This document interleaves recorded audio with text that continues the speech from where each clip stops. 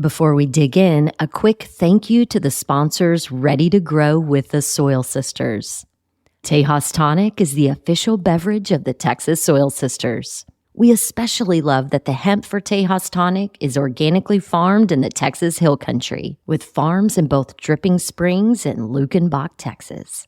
The Soil Sisters podcast is powered by B&P Electric. Whether you're building, remodeling, installing low-voltage landscape lighting, or in need of an inspection, B&P is your Central Texas electrical contractor. Find links to our sponsors in the podcast show notes or head over to txsoilsisters.co. You're listening to the Soil Sisters podcast, where we dig in on family farming and ranching, regenerative agriculture, healthy living, and planting seeds in our community. We invite you to listen, subscribe, and grow with the Soil Sisters. I'm Joanna Nuding, joined by my blood, soul, and soil sister, Crystal. Welcome to the show. Hello, sister. We have very exciting guests on the show today. We sure do. Very excited to welcome Nate Sheets to the Soil Sisters podcast. He is a Texas-based food and agriculture entrepreneur and former CEO of Nature Nates, which he grew from a small startup into the nation's leading branded honey company. He pioneered the raw and unfiltered honey segment and set new industry standards by testing honey for pesticides, herbicides, and adulteration, long before it was common practice. Known for personally engaging consumers, he kept his cell phone number on every bottle and lived by a simple principle. If he wouldn't put it on his own table, he wouldn't put it on yours. Now, Nate is running for agricultural commissioner to fix our broken food system in Texas. Nate Sheets, welcome to the show. Good morning, ladies. It is great to be with you. Thanks for having me. Absolutely. Thanks for being here. We're so excited to talk to you. We'll get into regenerative agriculture. We're going to get into our broken food system.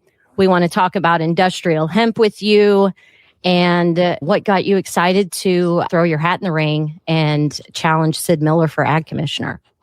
Oh, great. Look forward to talking through all those things and even more.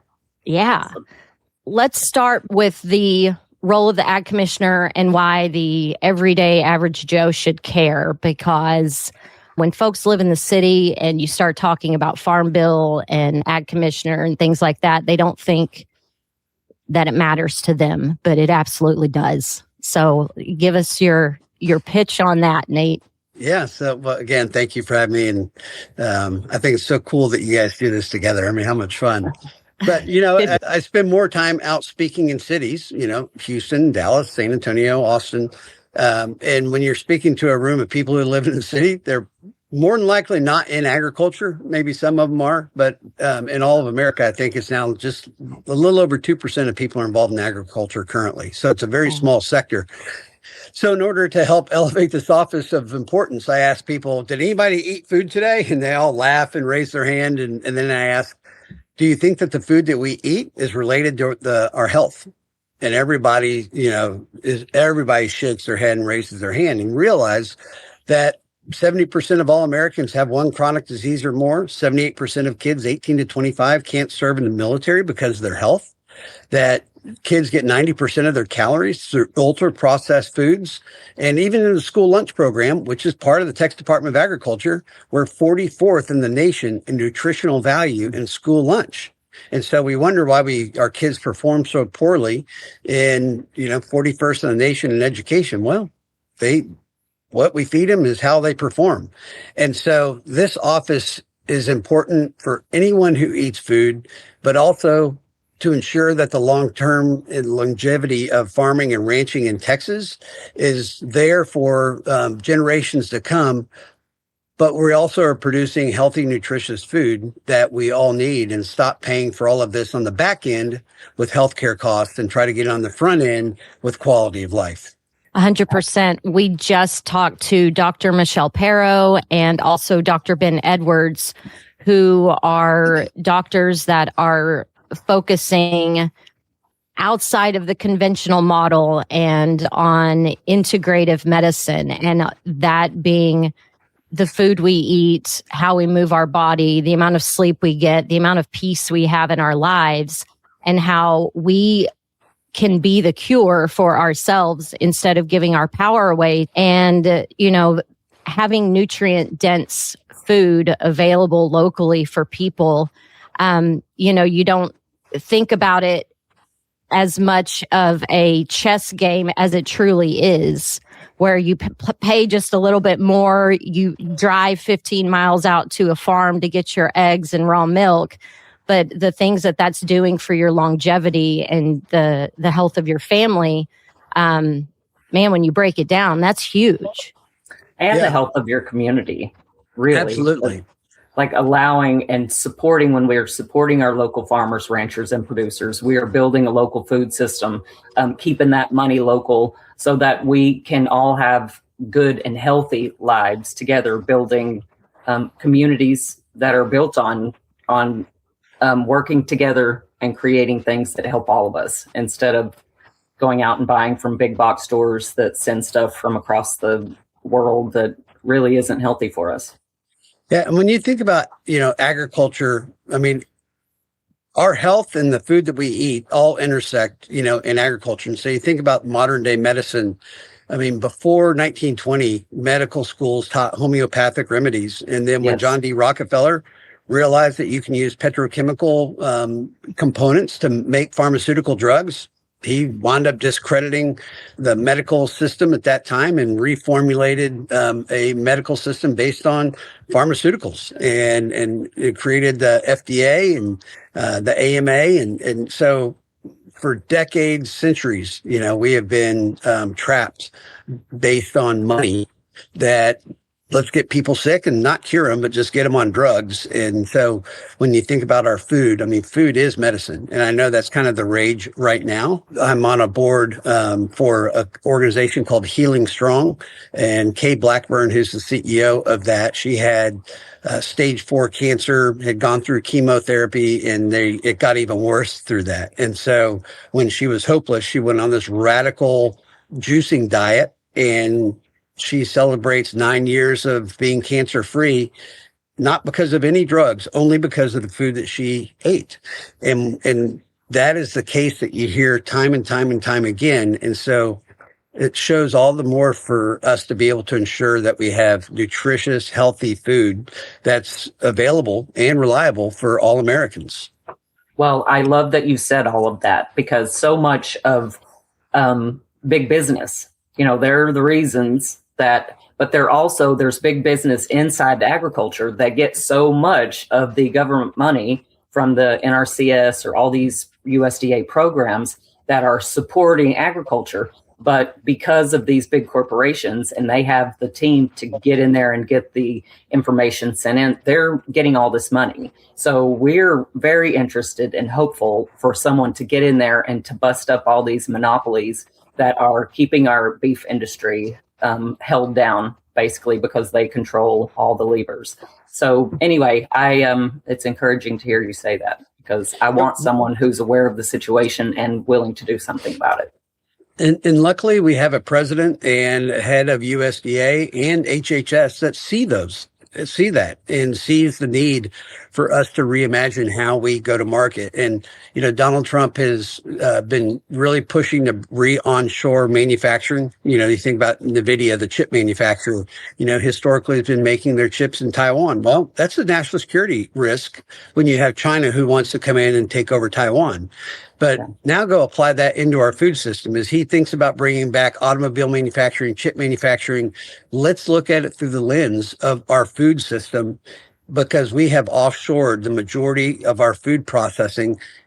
Like you just said, we went from in the 70s having 700 meat processing plants all across Texas, small regional plants that ranchers could access and slaughter their own animals and sell it. And at that time, they could make 70 cents of every $1 of food. For today, there's 4 major meat packers that control 85% of the market. 2 of those companies are owned by Brazilians. Mm-hmm. And now the meat packers make 70 cents and the ranchers make 30 cents. And you can't go and sell boxed beef.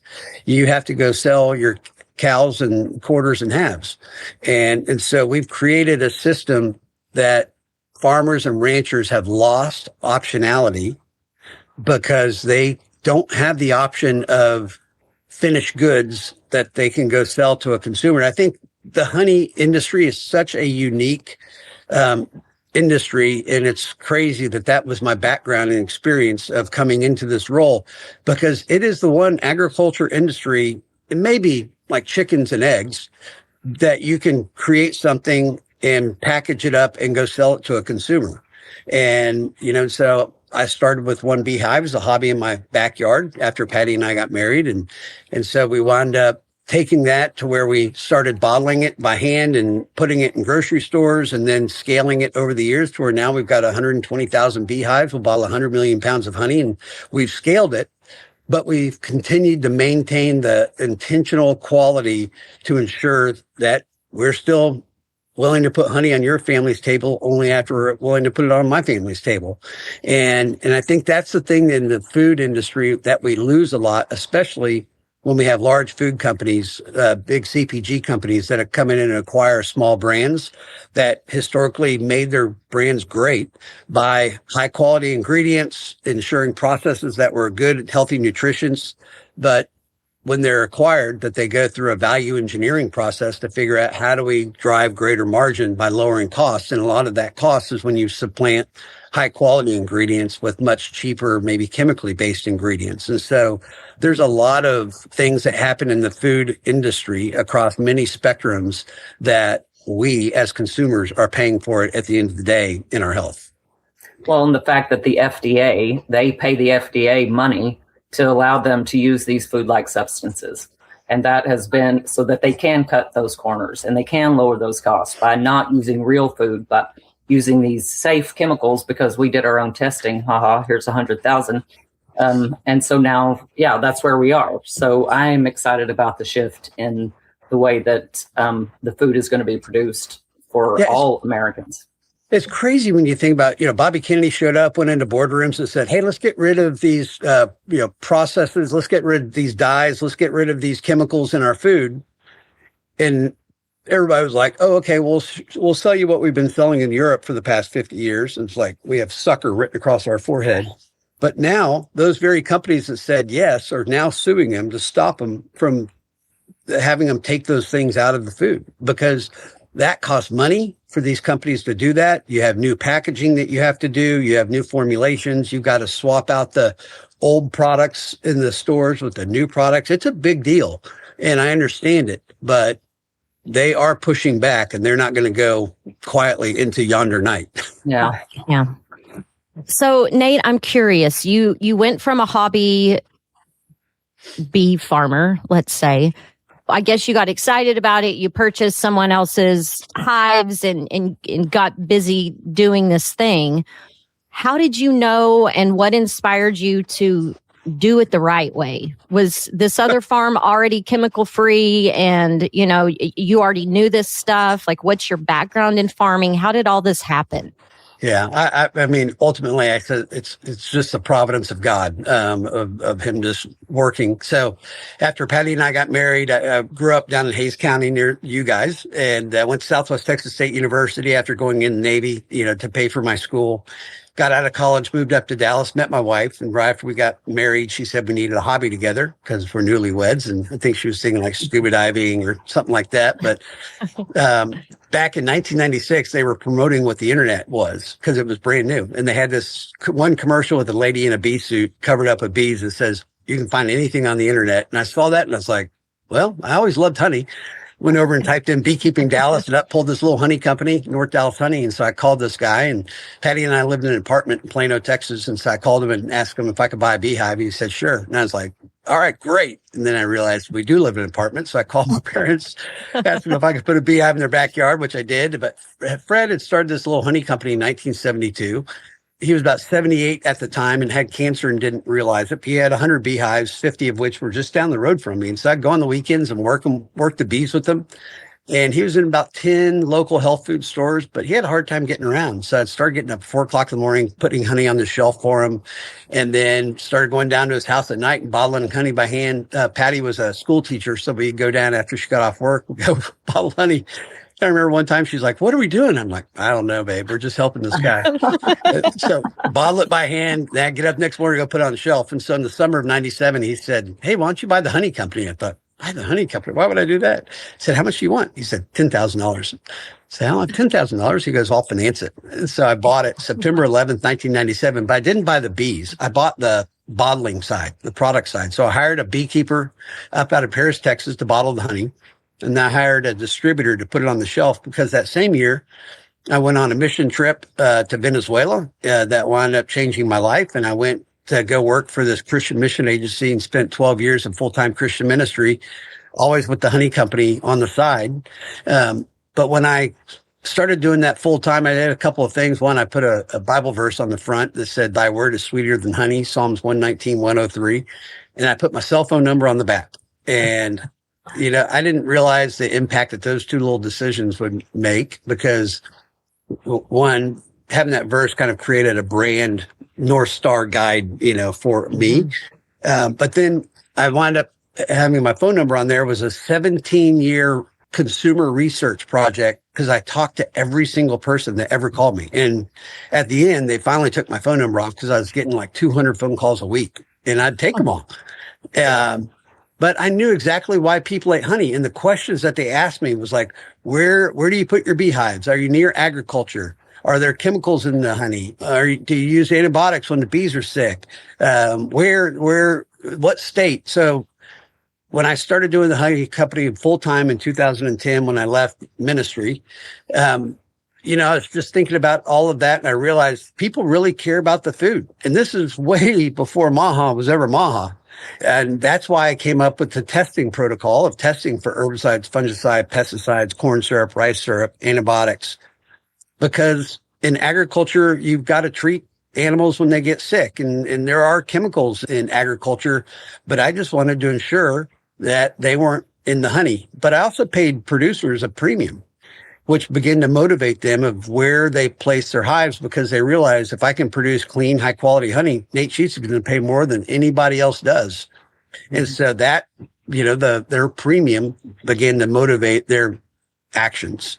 And then the other thing I did is I created that raw and unfiltered sector because, again, talking to people for 17 years, I knew exactly why they ate honey. And that's why I created, the 100% pure raw unfiltered. Unfiltered means that there's pollen in it. And then raw meant that it was low temperature that we bottled it with. And at that time, the honey category across America, total retail sales were about $300 million a year. And they've flat for decades, no growth in that. But we launched in 2012, really, that raw and unfiltered sector. And over the past 12 years, it went from 300 million to today, it's 1.5 billion. Wow. And 1.2 billion is from raw and unfiltered. And so here you take one of the oldest commodities that's always been sold. And all of a sudden, just by rethinking how consumers purchase those products and what motivates them, it 5X's the honey category in America. And honey has been one of the hottest products in the grocery store and an ingredient now in other food products for a decade.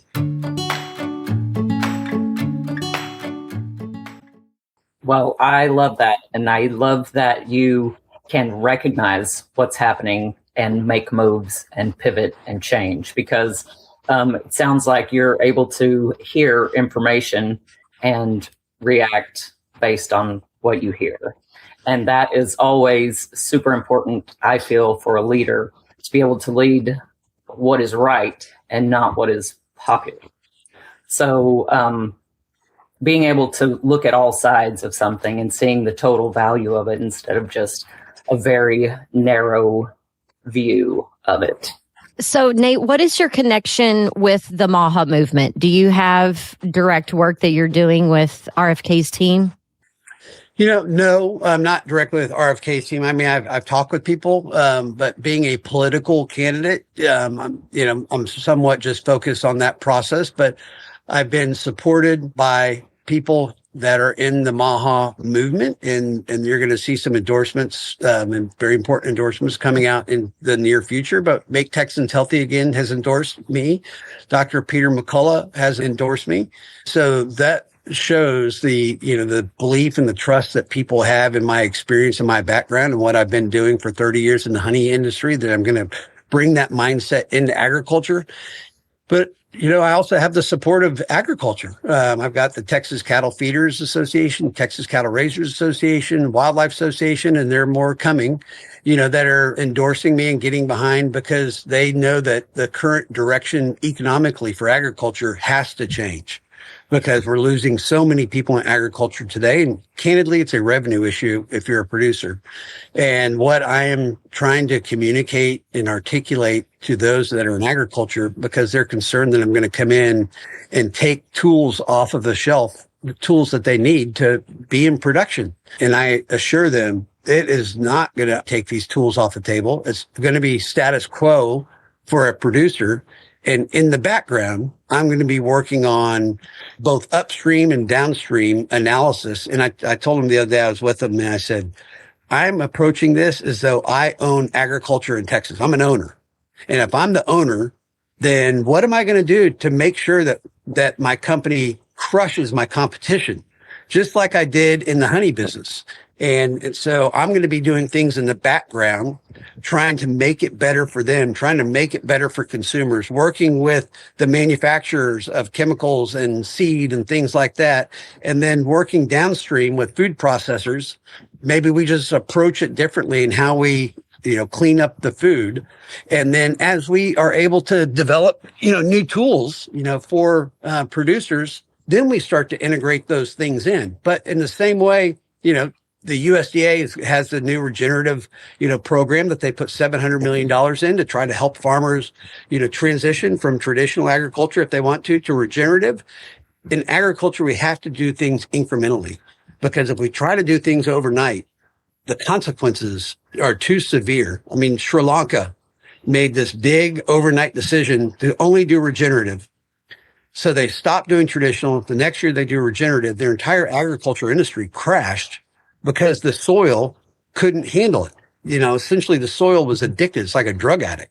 It needs those chemicals to be productive. And so, you don't get someone off of heroin overnight. You give them methadone and you start, weaning them off to get them to a place so they're not that. And we need to do the same thing with the soil. Soil's addicted. And so in the same way, we've got to work with transitioning the soil to being regenerative for those places. But we need all parts of agriculture. We need regenerative. We need traditional.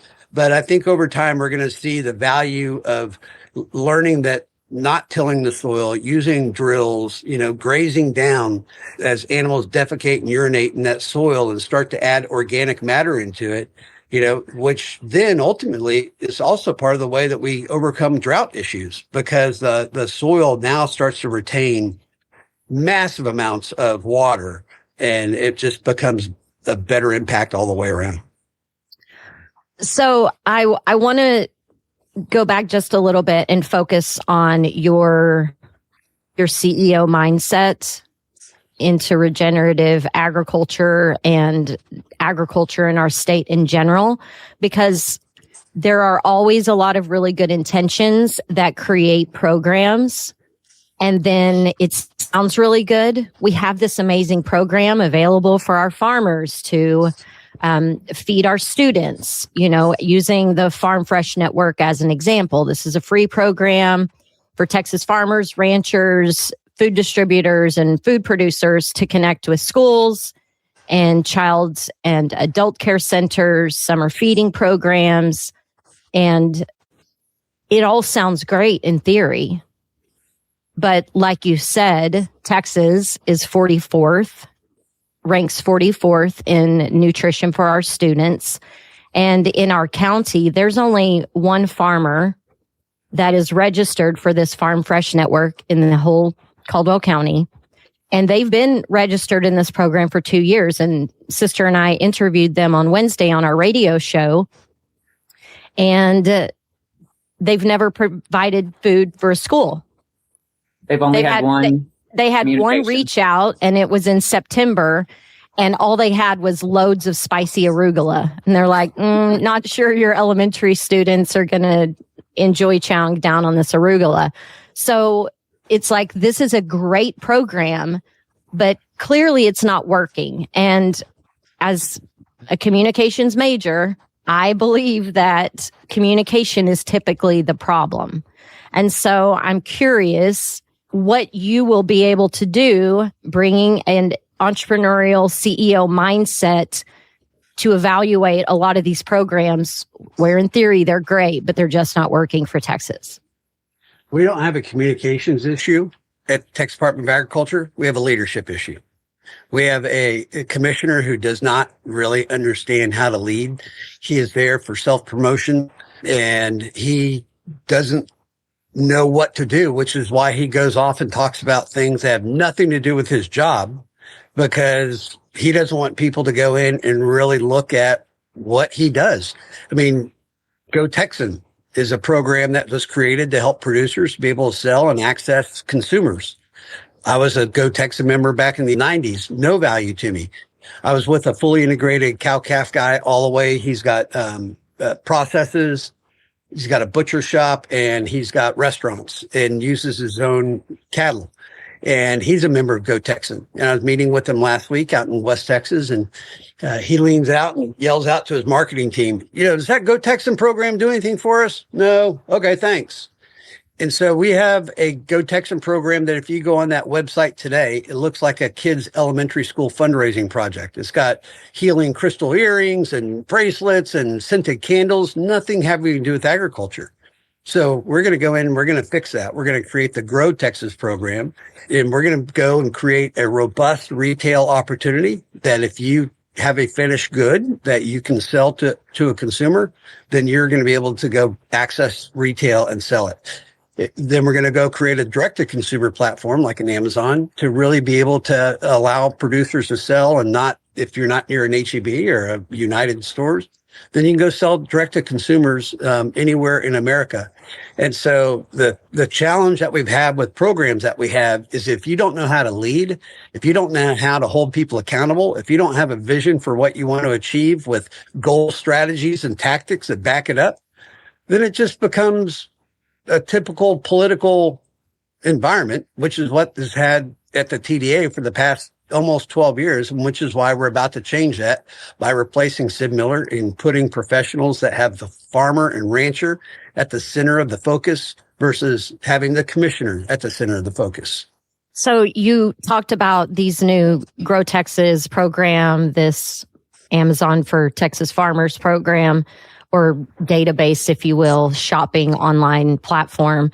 What are you going to do specifically to connect farmers with schools so that we have good nutrient-dense food in our schools? Yeah, I didn't get going on this one, but going back to the Farm Fresh program, I mean, Sid talks about how, we've sold $320 million of farmers' production into schools. I don't see it. I think it's purely smoke and mirrors of what he says. When I was in a debate with him, we've done 8 of them, but in the past 2, after I share that we're 44th in the nation in school nutrition programs, he gets up and goes, he doesn't know what he's talking about. We're first in the nation in school nutrition programs. And Bobby Kennedy wants me to go around the country and tell people about how great we are and how we did it. I mean, give me a break. Now I'm telling people, pull out your phones and Google school nutrition programs, and you can see that we're number 44. And So how do we fix that? We stop playing politics and we play like a business, and we figure out, what do we want to achieve? What's the plan? What's the infrastructure? And now we have to go recruit farmers and ranchers. We've got to make sure it's an economic viable program for them to be a part of, to where they're making money, not losing money. And it's a distribution. I mean, it's the same process as trying to get honey in all the grocery stores in America. It's all about sales, marketing, infrastructure, distribution, warehousing, and finance. And so we're going to take that same approach to make sure that we're not 44th in the nation. We're going to get in the top 10 by the end of my term. So, Nate, one of the struggles, I think, is that a lot of the responsibility falls on the nutrition specialist at the school or the nursing home or the care facility to make these connections.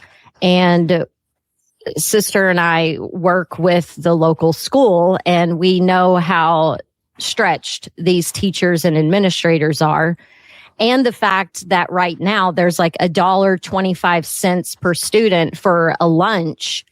I think part of the issue is how do we get more money per student to buy good food? Because we also don't want to rape and pillage the farmer to get their costs down to fit into this $1.25 per head.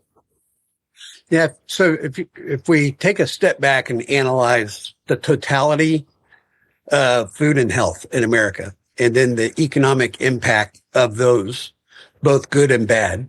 In Texas, Senator Charles Perry, who is the chairman of the Senate Ag Committee, who endorsed me, we were together in Lubbock a few days ago, and I asked him, how much did we spend in Medicaid in Texas last year? Over $100 billion. So we're spending the money. We're just spending the money on the back end. And we're spending it, we lose quality of life and people are sick. So if you take the same pot of money and start to think, okay, how do we get in front of this and make it about eating healthily and having an impact? You think about the quality of education in Texas and what is the long-term implications to businesses when you have kids that don't know basic math and reading and writing. It takes an investment on the front end to have different results on the back end. And so that's how we're going to approach it and try to work with USDA, which is where those funds really come from for the school lunch program. And how do we start to reimagine it and rethink it? And, again, incrementalism. Do we start to incrementally put more money into it if we want to see healthier outcomes on the back? Yeah, I agree. Absolutely. So I want to touch on industrial hemp because there's so much of the conversation in Texas right now around hemp and the THC ban and what Dishes is doing and the amount of money they're going to charge these CBD shops and whatnot. To me, that is just taking away from the more important hemp conversation, which is industrial hemp and what industrial hemp offers to us as a state and as a country, as far as, like you said, President Trump wanting to bring manufacturing back to the states. Well, industrial hemp will make a huge impact in the automotive industry, in the fashion industry, in the consumer packaged goods industry, changing out all of this plastic wasteful packaging to hemp-based packaging. The construction industry, which construction and fashion are the two most wasteful industries in our country that can be positively impacted by industrial hemp. Not to mention that hemp is a superfood for us as humans and also as animals. So, I've heard you speak before in other interviews, but the conversation that everyone was talking about was this medical hemp conversation. So I want to talk to you about industrial hemp. Great. So if we think about processing, for instance, cotton, there used to be a textile mill in West Texas where 40% of the world's cotton is made, and it was for denim jeans. Now we have 2 textile mills on the East Coast. And so again, we've lost our processing capacity and abilities. When hemp came to Texas, unfortunately, I think it was really created with the focus of all the things that you were just talking about, and not really a true business approach to here's an industry that has a viable and very positive impact in the future of a lot of different industries. But what do we need? What's the infrastructure required to make it viable? And so like any industry, you've got to have processing, you've got to have warehousing, you have to have manufacturing, you have to be able to do innovation, you have to go find corporate partners who understand it, you have to have marketing to be able to communicate it to consumers to see the viable difference. And you have to look at an industry like hemp through the totality of how do we get a finished good that consumers find value in that are willing to pay for it.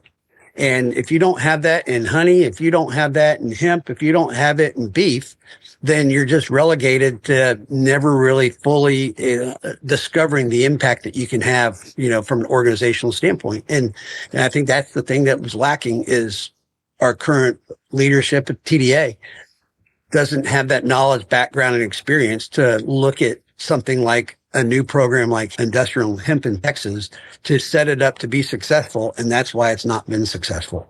Well, and I know in the beginning when the Farm Bill was like, all right, go nuts on hemp, people got excited. They started growing it, but they weren't thinking through the supply chain and there wasn't anyone to buy their feedstock. Well, we have worked out the manufacturing piece in Texas. We have the High Plains Hemp Gin in Wichita Falls, Texas, which is the second largest hemp processing facility in the world. And it can take as much feedstock as this state can produce. And there are other smaller operations that Crystal and I collaborate with. But as far as a big manufacturer, we have someone that has had the funds and established it in Texas. And so to me, the real problem is getting farmers to put seeds in the ground. The farmers need to be supported and incentivized now to grow hemp.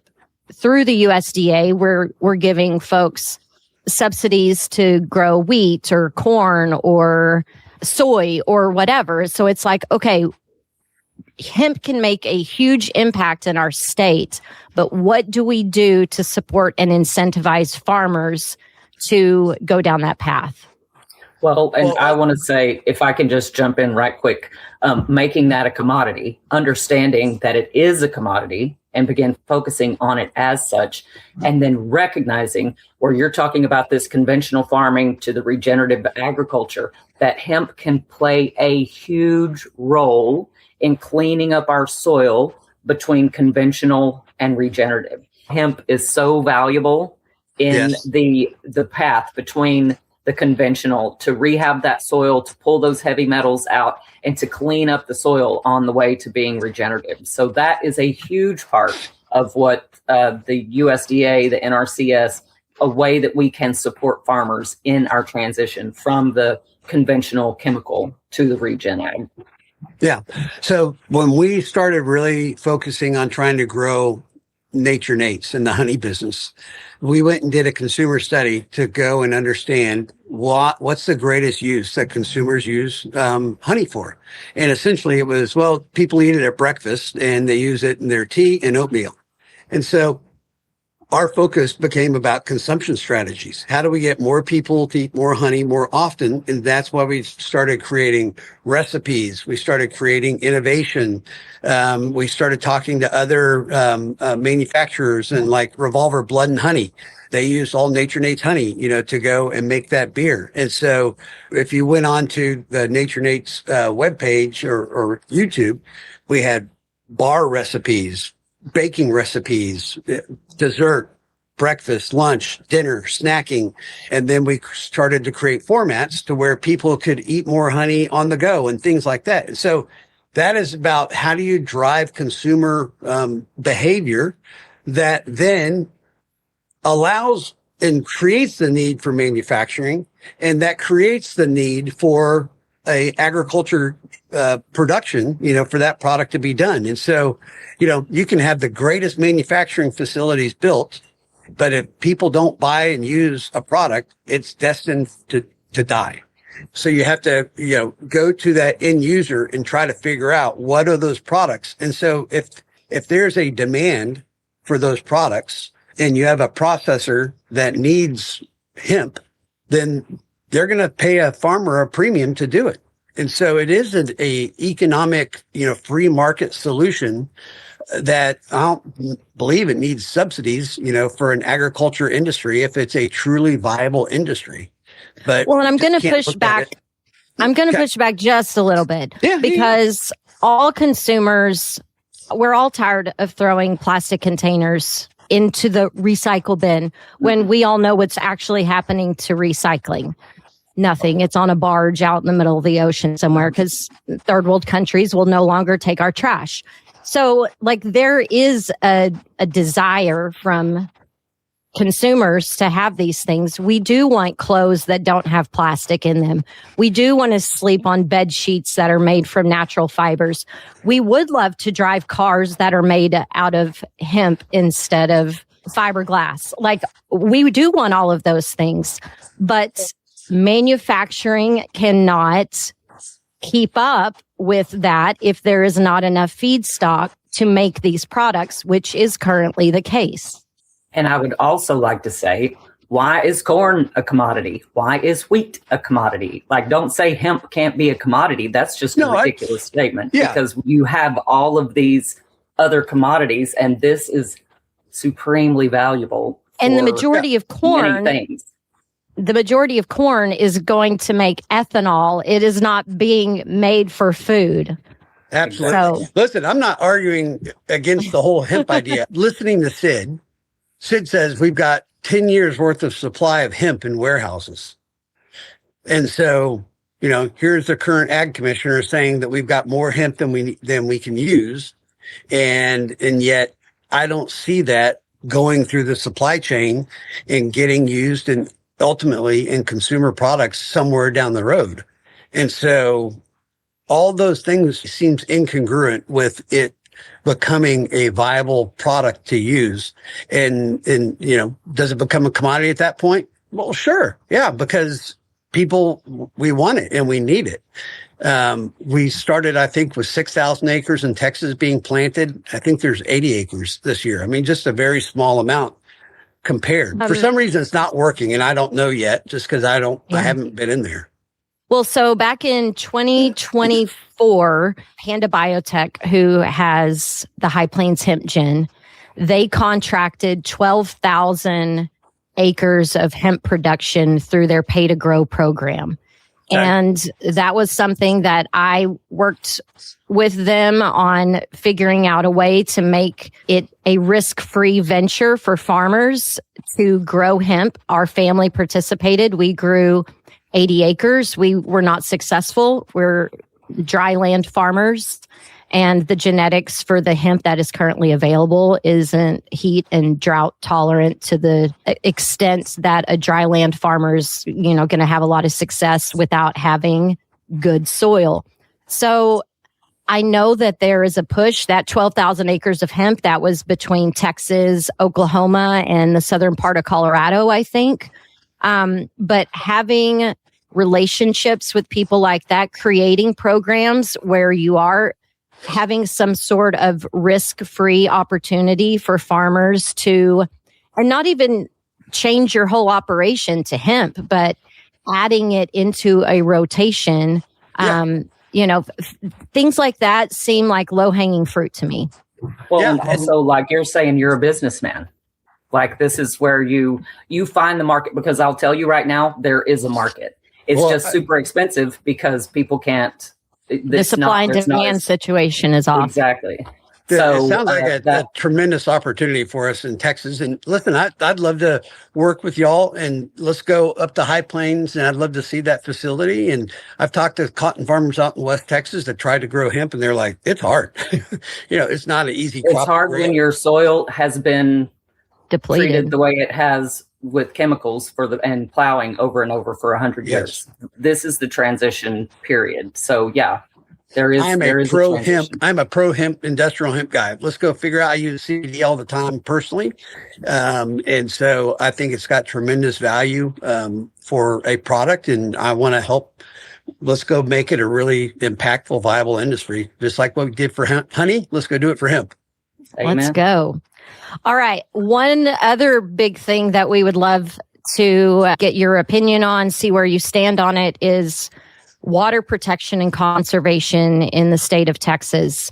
In our neck of the woods, where, our family's from, they call it the Big Country. Near Abilene, Texas, one of the largest AI data centers in the country is being built there, and they're boasting 50,000 jobs, but it's like, yeah, those 50,000 jobs are for you to build this thing. But we're seeing a rural takeover by the AI data centers and technology companies who are coming in. And unfortunately, when it promises some prosperity, it's also going to be eating up the water supply in these communities, and it's eating farmland. We're taking farmland out of production and turning it into the cloud where this conversation is being recorded and uploaded to. So what is your stance and your thoughts on that? Yeah, obviously, water in Texas is a huge issue. You're fighting against eminent domain with Marvin Nichols Reservoir up in North Texas. You're fighting for property rights and trying to stop people from damaging in East Texas, tapping into aquifers and draining them and selling that water off. To West Texas, you want to ensure that you have access to water that you need and not be limited, utilizing groundwater. To South Texas, dealing with Mexico, where they're dumping feces in the river and cutting off your access to water that is a treaty. So across the state, we have issues in the data centers. Donald Trump feels like that. Those are national security issues, which is why he created an executive order to take local government out of that equation, to not allow them to hinder that, because it's a race between us and China it's an AI race to get to general intelligence. But the impact on local areas where we're losing farmland, where we have scarcity with water already. They talk about those data centers are going to be closed loop systems to where they fill it up once and then you don't have to continue to fill it up. I think that's yet to be seen, because you still you have cooling, and through that you'll have condensation and evaporation, but they say there'll be closed loop systems. But I'd say in West Texas, we also have 26 million barrels a day of produced water that comes out of the Permian Basin in oil and gas production. We get 6 million barrels of oil a day, 26 million barrels of water a day.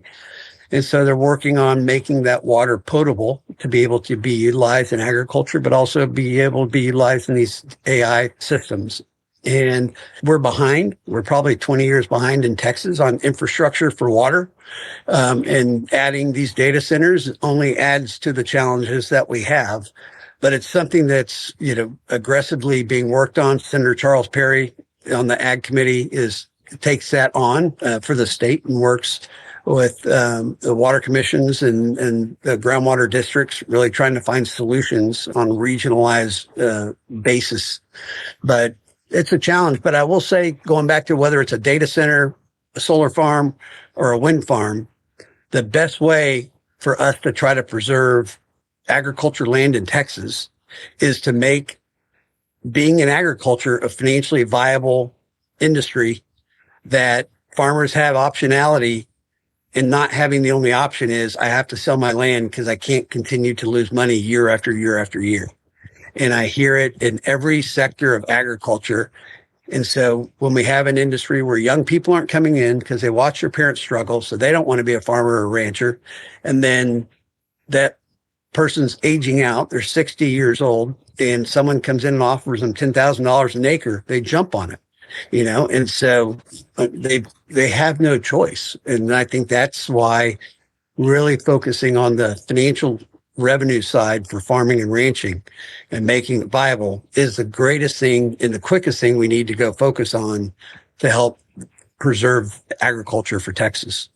Well, I feel like just like going back just a little bit, what we're saying, the water, regenerative agriculture is going to be a huge support in keeping more water here. Just the organic, the organic content in the soil is going to. It held. I think I saw, like, for every 1% of organic matter on an acre basis is like 8 million gallons of moisture held within the soil. I mean, and that's how we recharge our aquifers long term. That's how we start to bring life. It's an in-soil reservoir by going regenerative and getting that organic matter in the soil. And then we stop having things like curville take place, because whether it's literal concrete from development or dirt that acts like concrete from traditional agriculture, the water moves down land and creeks so quickly that we're not able to capture it. And all that rainwater just is a loss. Bioengineering. What are you going to do about that? Hold on, time out. Wait, we're not done with the AI data centers, because a very important thing that we can do, these companies that are coming in, Google, Microsoft, they've got more money than God. Pay for it. Nate. Yes. What you're putting in the clause, if you extract 100 million gallons of water from Taylor County, what are you doing to return that water to this community, to these farmers and ranchers?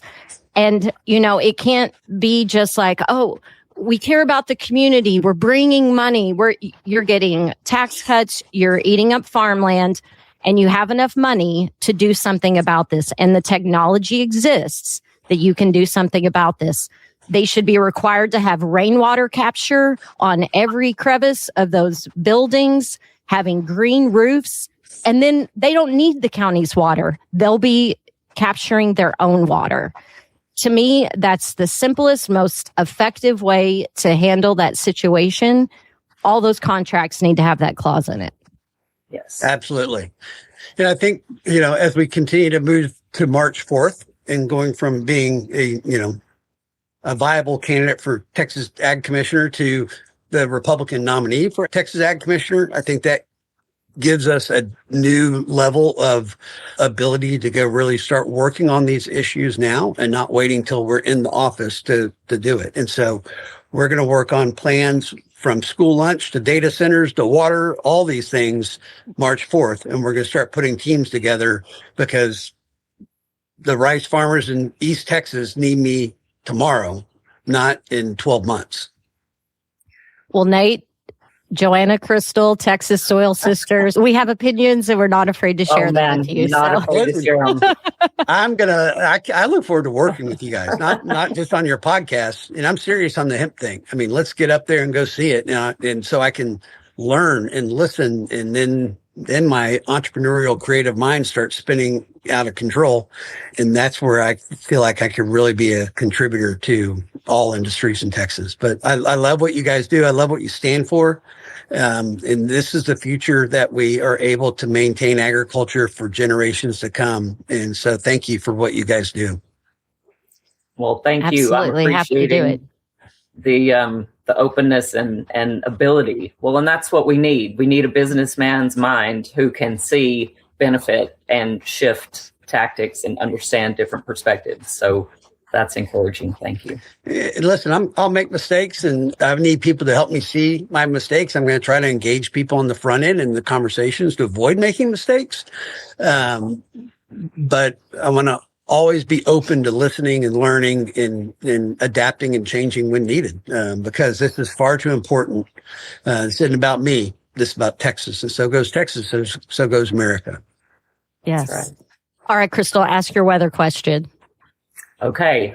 Part of what is going on with this bioengineering and like the big flood and all the cloud seeding and all the stuff like that. This is ridiculous. There is no reason for us to do this. Why is this still happening in Texas? And will you stop it? Yeah. I used to say there used to be conspiracy theories. Now I'm like, no, everything's true. You just have to figure it out. Yes. Yes. And the chemtrails, I'd look at those and I'm like, what in the world? And so there are states that have outlawed chemtrail. Florida, I think Arkansas, Tennessee. Yeah, because the impact in the bees, we've lost 65% of bees in Texas in the past 12 months and in America. And well, how can you even call anything organic? Yeah. You know what I'm saying? If they're spraying it in the atmosphere. Yes. Do I have direct connection or direct responsibility? No. Can I use the bully pulpit? Absolutely. But it goes back to also having a relationship with the governor, lieutenant governor, legislatures, and getting the right people together and identifying the issues that we got to go fix. And the weather manipulation, man, Deuteronomy 28 says that if you seek after God and keep his commandments, that he will send the sun and the rain. Your animals will have lots of baby. Your crops will be abundant. You'll be, the head, not the tail, the lender, not the borrower. And, I do take life. I approach life from a spiritual perspective. And I think that I remember when Rick Perry was the governor and we had that massive drought. And they said it was going to take years for all these reservoirs and lakes to fill up. And Rick Perry goes, let's pray. And like 2 weeks later, everything was full. So, I do kind of look at life through a spiritual lens. It's all interconnected from the soil to the sun. And we have to stop trying to play God and manipulate. Yeah. Well, and you bringing up the bees and being affected by this, that was the last thing on my list is, just as important as protecting our water, protecting our pollinators and the bee population, and the fact that you have so many years in the industry and all of the research that you've done. I feel like you probably can present a lot of data that can show what is happening with the bee population and lead that movement, because it's not like you have bees and they just stay on your property. They fly all over the place and then they come back. And so protecting the bees protects a lot of industries in this country. So how might you approach that? 30% of everything we eat is directly connected to bees. 70% is indirectly connected to bees. And Albert Einstein said, so go the bees, so go humanity. And we've lost 65% of the bees, which would be a little scary of a statement if you went and played that out. And so, what's happening with the bees? Well, the bees are sick because of what they eat, just like us. And it's all connected. And so they get into pesticides, neonicotinoids, in seeds covered with neonicotinoids, and they eat pollen stalks and corn.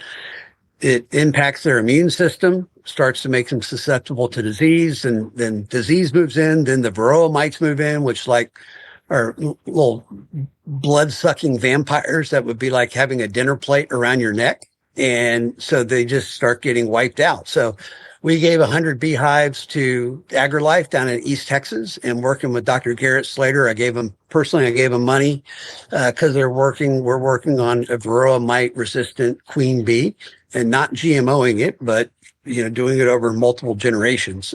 We need to fix it through that, but at the same time, start to recognize the way that we do traditional agriculture impacts things out beyond just the fields, in obviously us as consumers, but back to the point, bees. And so working upstream in agriculture with manufacturers, really start to look at that. And I know because back in 2010, when we had the very first colony collapse disorder, everybody started saying it was neonicotinoids, and Monsanto said, well, no, we had a research project. We had a couple of beehives and we saw it didn't impact it. I'm like, give me a break. I mean, let's take a real approach. That everybody loves to say, let's follow the science. Well, who funded the science? Who's doing the science? Follow the money.